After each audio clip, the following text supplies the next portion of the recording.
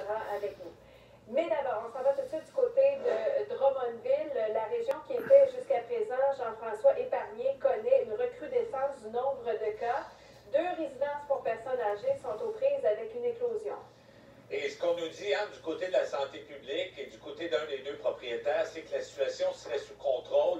Nous dit-on donc derrière moi, à la résidence pour aînés L'Ermitage, ici, il y a 9 cas de la COVID-19 qui se sont déclarés au cours des 3 dernières semaines. Ces cas, eh bien, sont survenus malgré le fait qu'on a demandé à la fin mars, donc, le confinement pour les quelques 200 résidents. Donc, je vous dirais qu'il y a une douzaine de jours, on a passé des tests de dépistage aux employés, aux travailleurs, mais également aux bénéficiaires de ce centre d'hébergement-là pour s'assurer que, justement, l'éclosion ne gagnait pas de terrain. J'ai parlé ce matin avec 2 dames dont la mère réside à l'intérieur de la résidence L'Ermitage. Elles se disent en pleine confiance, même si au début elles étaient stressées, de tout le travail qui se fait à l'intérieur. Leur mère se porte bien dans les circonstances. De voir arriver tous ces gens-là masqués, habillés, gâtés, c'est comme des astronautes, des cosmonautes, peu importe. Elle dit c'est vraiment de l'émotion, mais elle dit ils sont tellement gentils, souriants, ils nous rassurent, puis toutes les mesures ont été prises dans son cas. Tu sais, il vient quelqu'un pour prendre sa température. Oui, c'est régulier, là, ils prennent soin d'elle. L'autre résidence touchée est le centre d'hébergement Saint-Joseph. Dans ce cas-ci, ce serait une dame, donc, qui, à la suite d'une hospitalisation à l'hôpital Sainte-Croix, et malgré le fait qu'elle ait testé négative avant son transfert, donc, vers le centre d'hébergement, bien, aurait ramené le virus à l'intérieur des murs. 4 autres bénéficiaires ont contracté la COVID-19. On parle de cas asymptomatiques dans ce cas-ci. Au centre d'hébergement Saint-Joseph, il y a des personnes errantes avec des atteintes cognitives. Le propriétaire a placé sur chacune des étages des gardiens de sécurité pour faire respecter le confinement.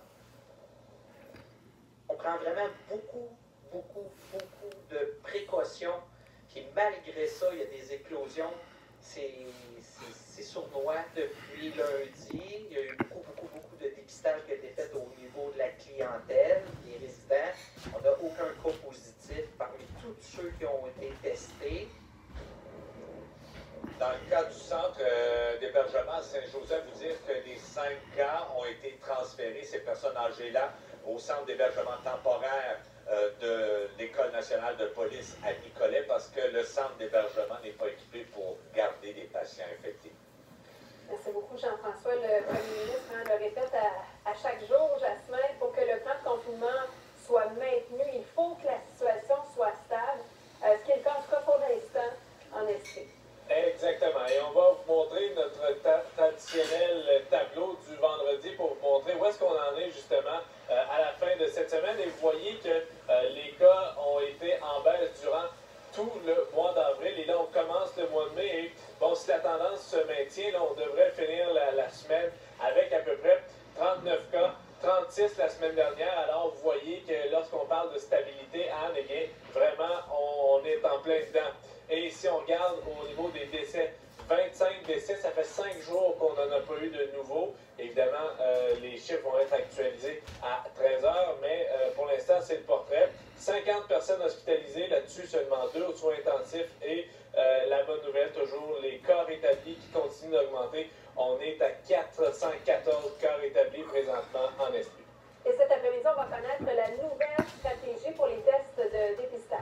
C'est ça, il y a le Dr Arruda qui sera là à 13h comme d'habitude, sans le premier ministre cette fois-ci. Par contre, Anne, mais Dr Arruda sera là cet après-midi à 13h pour expliquer la nouvelle stratégie. C'est vrai, présentement, on est à peu près à 6000 tests par jour en province et on veut augmenter dès la semaine prochaine à 14 500 tests par jour. Ça, c'est à l'échelle nationale. Comment ça va se traduire ici en Estrie?